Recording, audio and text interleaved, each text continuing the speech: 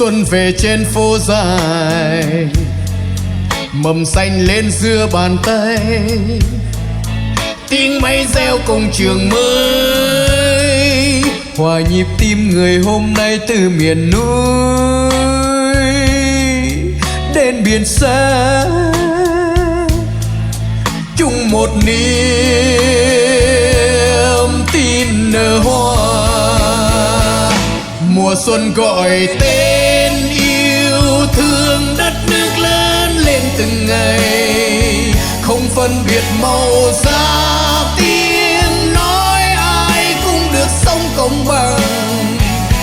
Mùa xuân gọi tên văn minh non sáng trên vai người, vai kề vai ta đi tới hạnh phúc chung một bầu trời.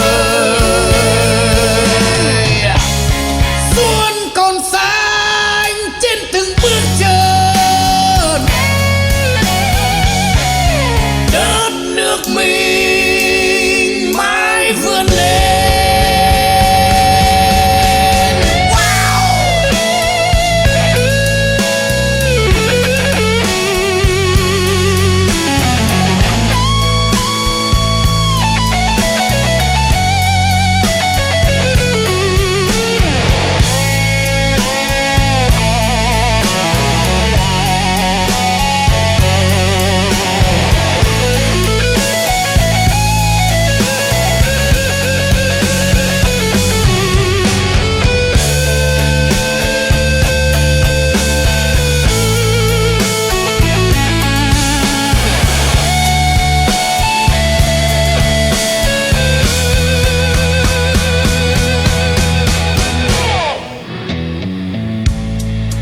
Xuân về trên phố dài, mầm xanh lên giữa bàn tay, tiếng máy reo cùng trường mới, hòa nhịp tim người hôm nay từ miền núi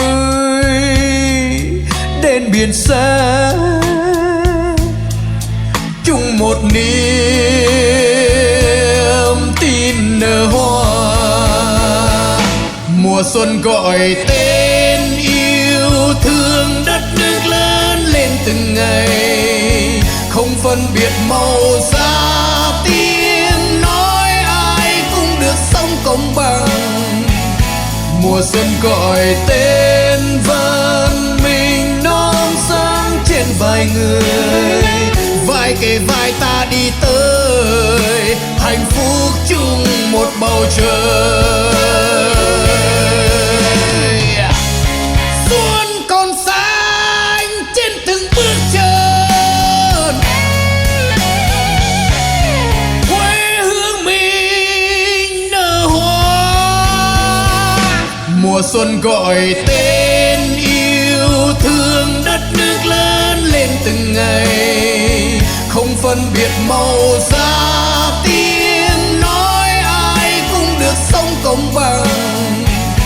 Mùa xuân gọi tên văn minh non sáng trên vai người, vai kề vai ta đi tới hạnh phúc chung một bầu trời.